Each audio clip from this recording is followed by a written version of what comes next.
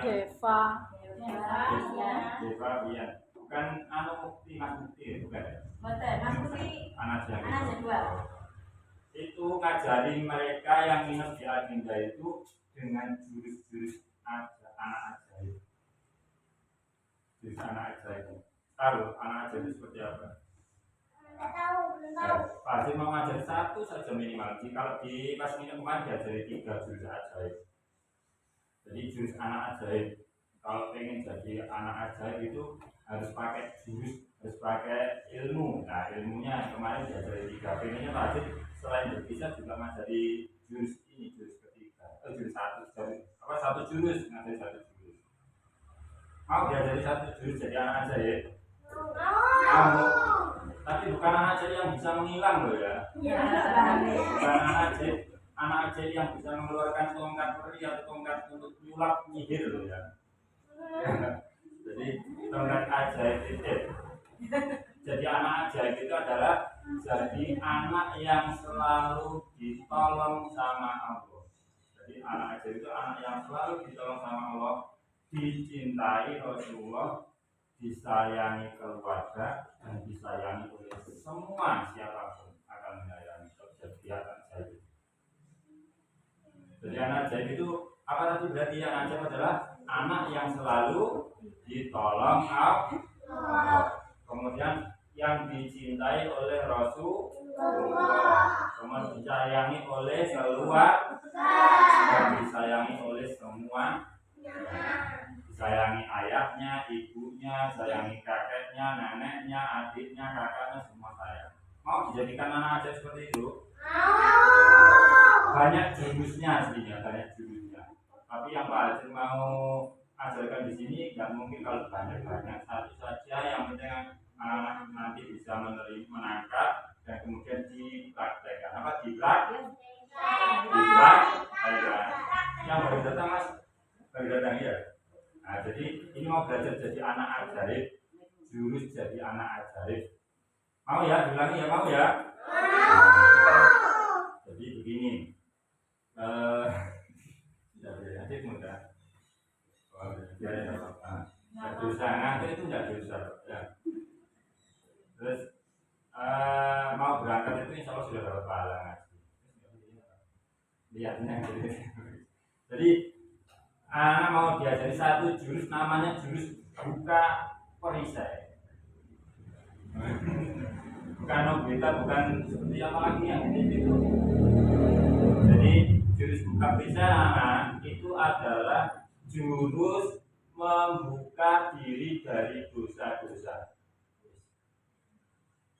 Apa namanya jurusnya? Jurus buka perisai. Jurus buka perisai. Itu kan jurus buka perisai. 1 jurus untuk jadi anak ajaib adalah 1, yaitu buka perisai. Buka perisai itu apa?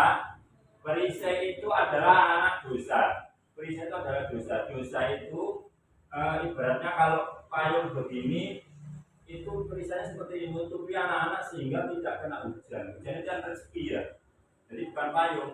Perisai ini itu harus dibuang biar kita dapat rezeki. Jadi tangkap ya.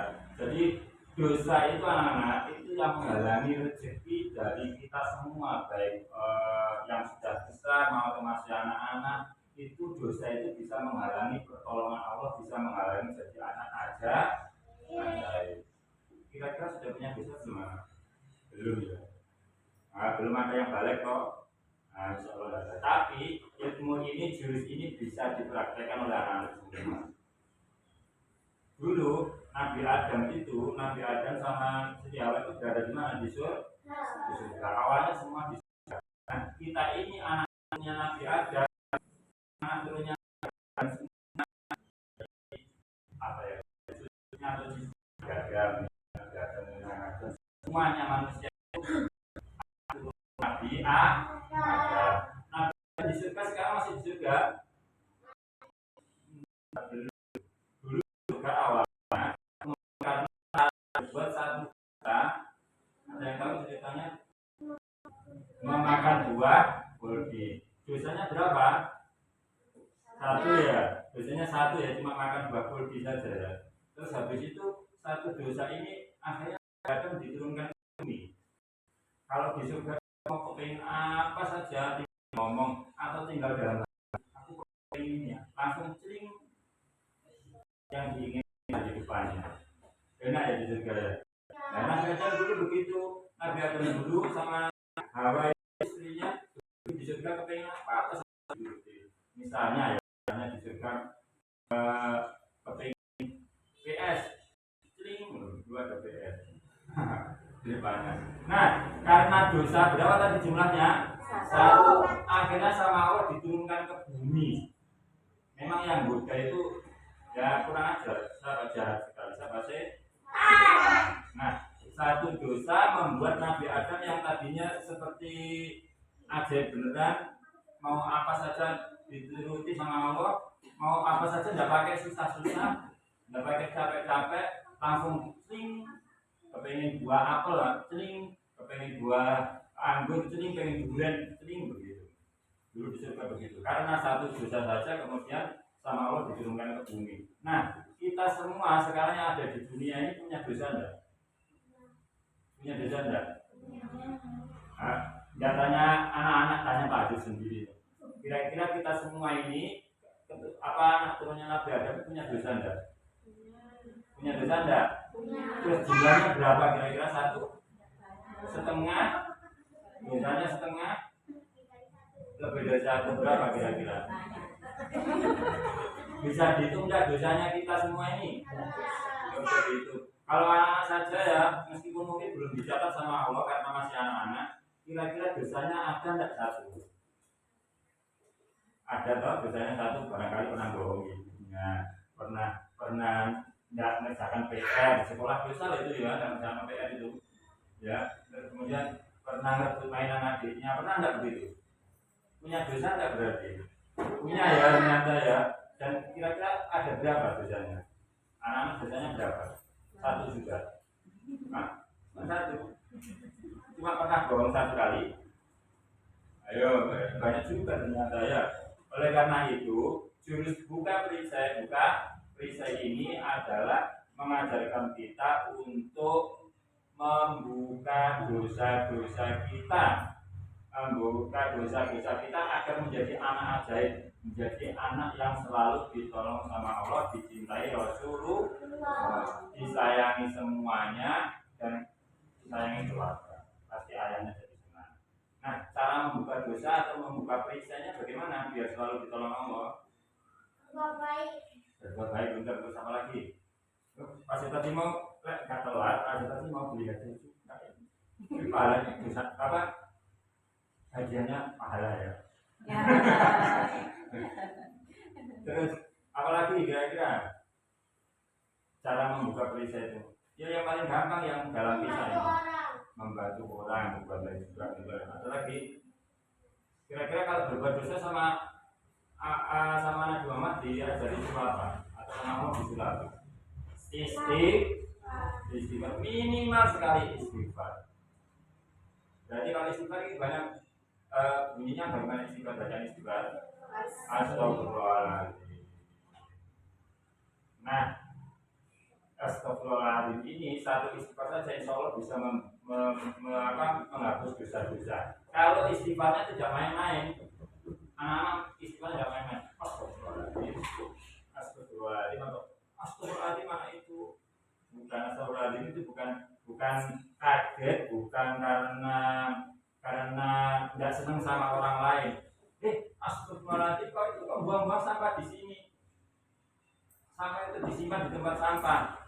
Nah itu bukan begitu istighfar. Istighfar itu menyesali perbuatan dosanya sendiri dan berusaha tidak mengulangi lagi. Kemarin habis berbohong sama ibu, iya kemarin bohong ibu, aku bilang kemarin itu aku nggak mau kelblas, padahal aku kemarin sempat minum.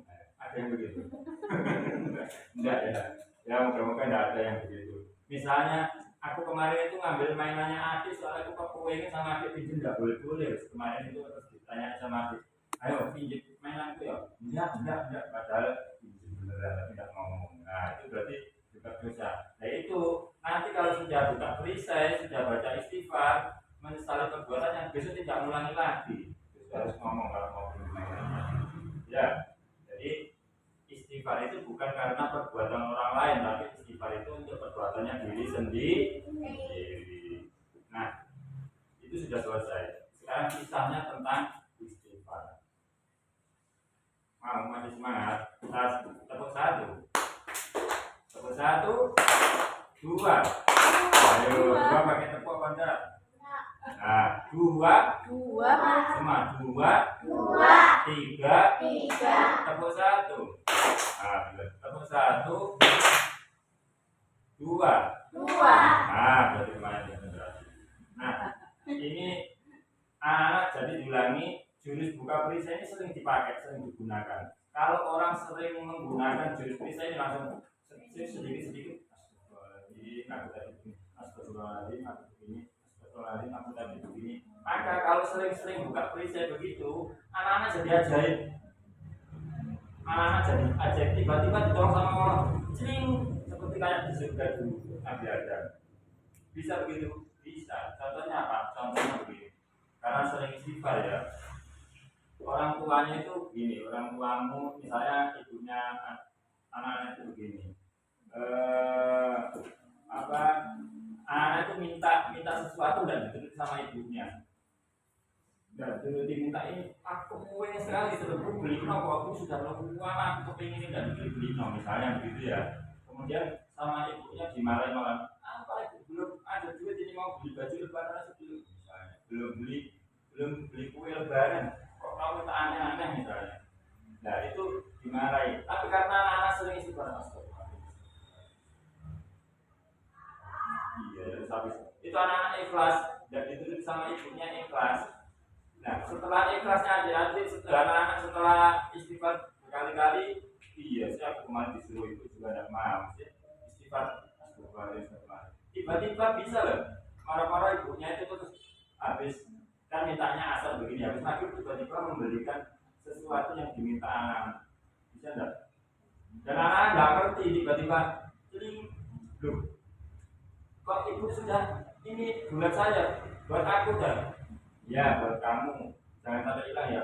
Alhamdulillah padahal belum ngomong lagi loh ya, habis dimarahi belum ngomong lagi, tapi karena sering buka perisai tiba-tiba tidak diminta lagi hadiahnya datang dari Allah, yaitu tiba-tiba sudah dibelikan sama ibunya yang tadinya diminta tidak boleh-boleh tapi ternyata tiba-tiba dibelikan tanpa ngomong dulu. Ya, enak enggak begitu tiba-tiba gitu. Tiba-tiba omnya datang dari luar kota, kemudian tiba-tiba membawakan mainan yang anak-anak kepengen tapi belum pernah diberikan sama orang tuanya. Pernah enggak begitu? Atau tiba-tiba kepengen, aku kok kepengen es buah ya, tapi di rumah kok adanya cuma teh kok. Ibu itu kok enggak beli es buah. Tiba-tiba ada tetangganya ngasih es buah. Ada enggak yang begitu tiba-tiba begitu? Pernah ya? Nah itu aja itu.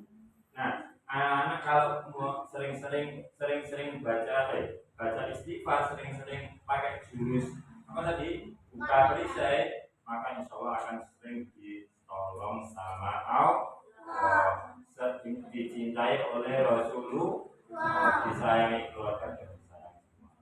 Ada waktunya, ceritanya dulu, kisahnya dulu.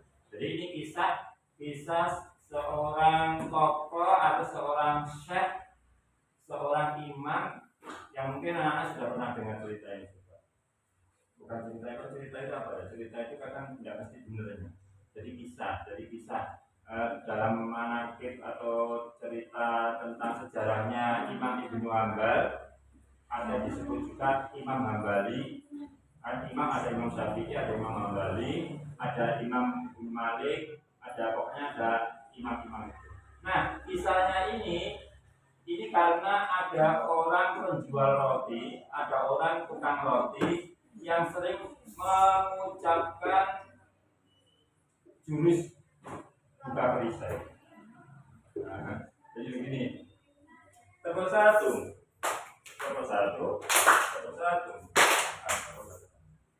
Jadi ada seorang syekh yang asalnya dari kota mana? tiba-tiba itu kepingin ujung-ujung itu kepingin aku kok tiba-tiba kepingin ke Basra ya di Irak, di negara Irak sana aku kok tiba-tiba kepingin ke Basra ya kenapa ya nggak tahu. Akhirnya langsung Imam Ibnu Hanbal atau Imam Hambali ini seorang syekh yang terkenal sekali, seorang syekh yang terkenal, ulama yang terkenal sekali, ahli hadis, dan beliau ini terkenal, pokoknya terkenal sekali. Ya, waktu kepingin tiba-tiba kepingin pergi ke sebuah kota di Irak, ke kota Basra itu, dia langsung nekat, sudah aku kok tidak tahu kepingin ke Irak. Langsung saya ini atau Imam Hambali ini pergi ke kota Basra itu. Nah di kota Basra itu tiba-tiba begini, iya ya kok di sini kok jadi wewenang ya gitu, kenapa kok tiba-tiba wewenang? Padahal waktu itu kan malam hari. Kemudian karena malam hari sholat isya di masjid Imam Ibnu Hanbal ini, syekh yang terkenal sekali itu, tapi dia tidak mau tanya siapa namanya, tidak pernah jawab atau tidak pernah memperkenalkan diri. Biasanya kan kalau ketemu orang, namaku Pak Hajir, Ketintang misalnya, kenalan begitu. Atau anak-anak juga kalau ketemu ditanya namanya, ini ditanya tidak mau ngomong. Kemudian beliau juga tidak memperkenalkan diri, sehingga tidak ada yang tahu kalau beliau sebenarnya orang terkenal. Imam Hambali ini orang yang terkenal, tapi karena tidak memperkenalkan diri, tidak ada yang tahu. Beliau pokoknya tiba-tiba kepingin pergi ke Basra dan saat itu pas malam hari langsung sholat isya di masjid, sholat jamaah. Anak tahu pas sholat jamaah di masjid ini beliau kepingin istirahat, habis selesai sholat, habis zikir, yang lain semua sudah pulang, beliau kepingin istirahat. Pak, aku tak tidur di sini, ngantuk, aku tak istirahat besok lagi lah, aku mau melanjutkan perjalanan, tidak tahu perjalanan mau kemana, karena pokoknya tiba-tiba ada rasa kepingin begitu. Akhirnya ternyata waktu mau istirahat, mau kesirup itu sama orang yang biasanya membersihkan masjid itu loh, yang biasanya ada, yang biasanya membersihkan masjid itu. Karena orangnya tua, kalau di sana dipanggil Syekh. Orangnya tua dipanggil Syekh. Syekh, tidak boleh tidur di sini ya, mohon maaf tidak boleh tidur di sini. Loh, kenapa tidak boleh? Dia cuma dikunci masjidnya. Loh, masa tidak boleh istirahat? Tidak boleh, jadi silakan keluar dari masjid. Ya sudah, akhirnya saya itu mereka sampai didorong-dorong. Saya sudah ini sudah malamnya, aku setelah keburu pulang setelah malam sudah selesai sholat isyanya, jadi silakan di luar saja. Maunya kan kepengen maksa di istirahat di masjid, tidak boleh. Akhirnya kemudian sudah di luar masjidnya dikunci. Habis itu saya ini karena kepengen istirahat kan juga belum tahu mau kemana, pokoknya tiba-tiba kepengen gitu. Dan beliau sebenarnya orang terkenal. Setelah dikunci masjidnya, kemudian keluar, lihat ketemu tukang masjidnya tadi, tukang marbot namanya, marbot ya, kalau tidak salah marbot namanya. Marbot ini langsung bilang, loh, saya kok di sini? Jangan, tidak boleh tidur di sini juga. Di dalam tidak boleh, di sini juga tidak boleh. Loh, aku pengen istirahat, tidak boleh, kayak saya tidak boleh. Saya malah dimarahi sama takmir masjid. Jadi tolong jangan di sini ya. Sudah jalan tidak boleh, sini tidak boleh. Dan saya ini akhirnya sampai pengen memaksa terus Allah di masjid masa tidak boleh. Masjid rumahnya Allah ya, masjid rumahnya Allah. Tapi kok aku disuruh pergi gimana ya, tidak apa-apa. Akhirnya waktu itu sempat katanya dalam cerita yang Pak Haji baca itu disuruh didorong-dorong sampaikan sama masuk di masjid, dorong-dorong. Nah akhirnya saat didorong-dorong kemudian diajak ke pinggir jalan, terlihat oleh tukang roti. Tukang roti ini tukang bikin roti ini yang habis sholat jamaah isya juga, kemudian dari jauh manggil melihat, ya Allah itu ada seorang tua kok diusir dari masjid, kemudian dibawa ke jalan sama marbot masjid itu, jalan sekali marbot masjid.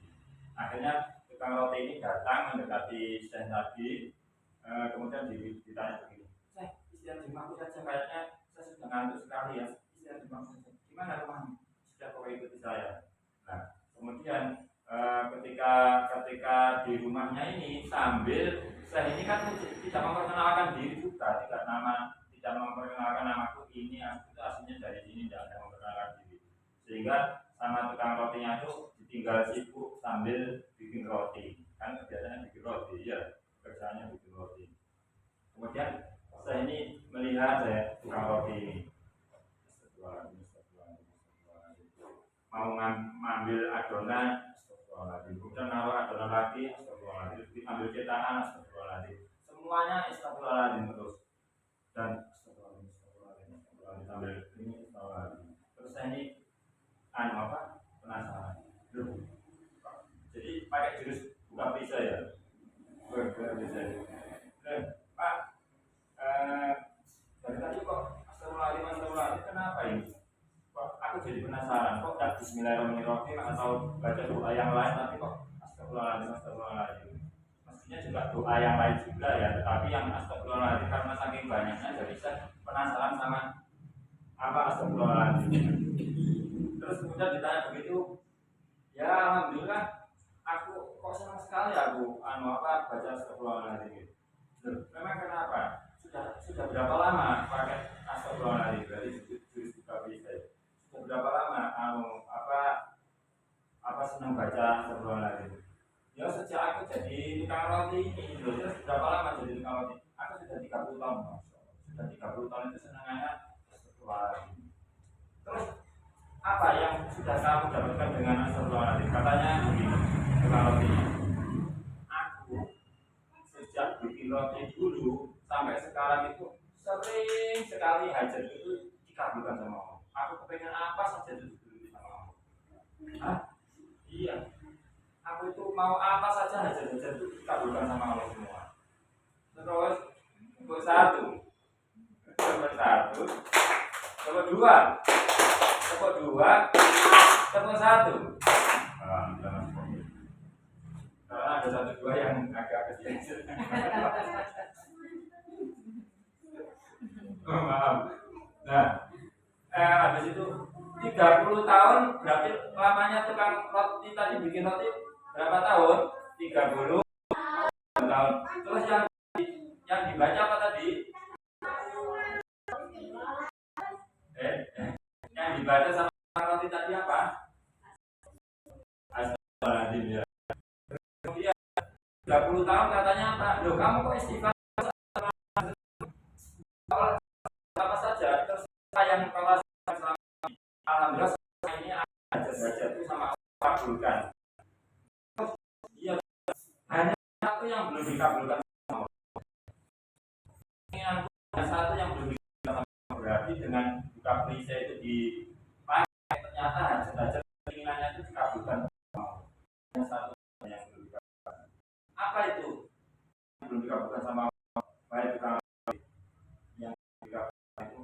Aku ingin sekali, aku kan sekali sama Imam Hamdi.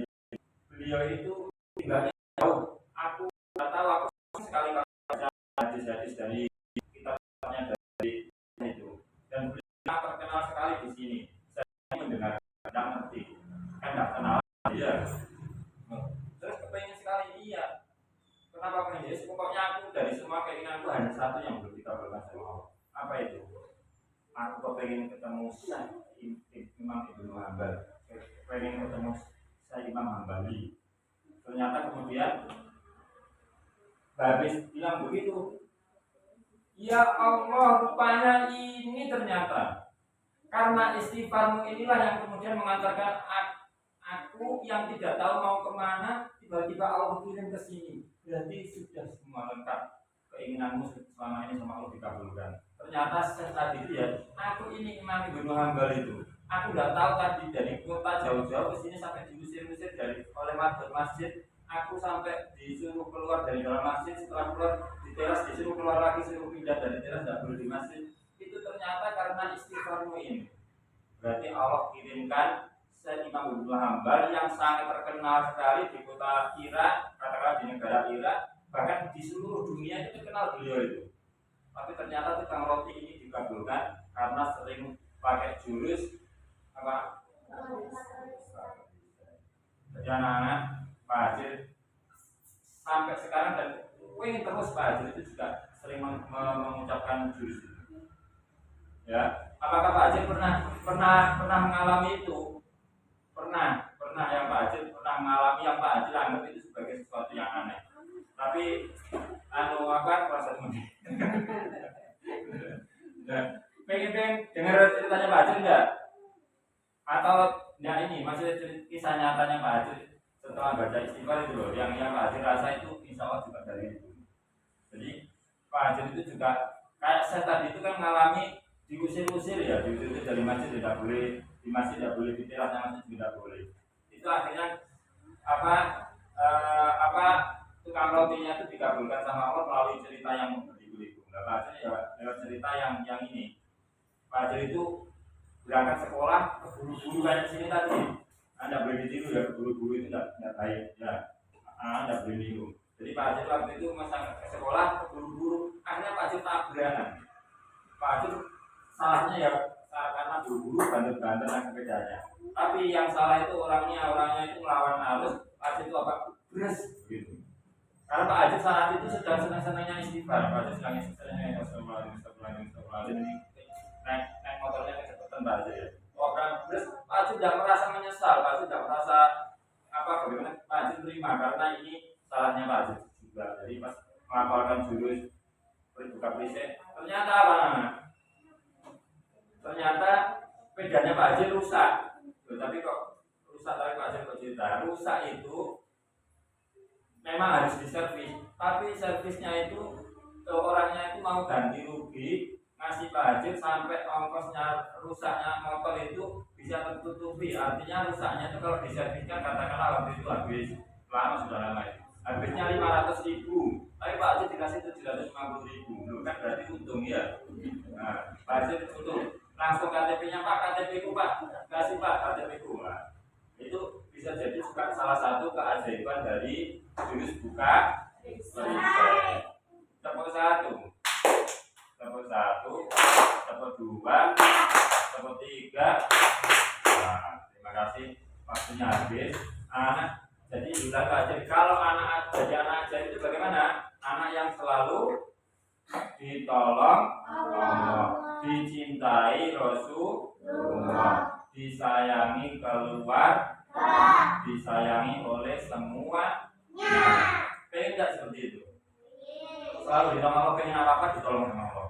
Dikasih tiba-tiba celing, padahal masih batin kok aku kepengen es buah, tiba-tiba kok ada tetangga, bu manggil ibunya anak, ini ada es buah satu mangkok. Aku tadi kepengen es buah, ya Allah terima kasih ya Allah.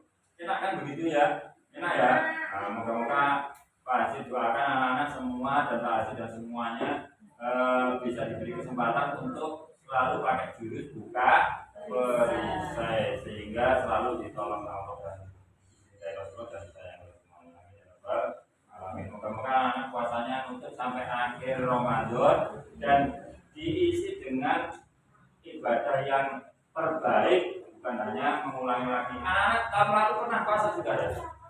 Nah, sekarang puasanya semoga puasa lagi sampai tutup dan dengan puasa yang lebih baik. Amin ya Rabbal alamin. Kalau lebih yang maaf, lebih bermenit. Ini nanti akan mustaqim. Bila kita bilang wassalamualaikum warahmatullahi wabarakatuh.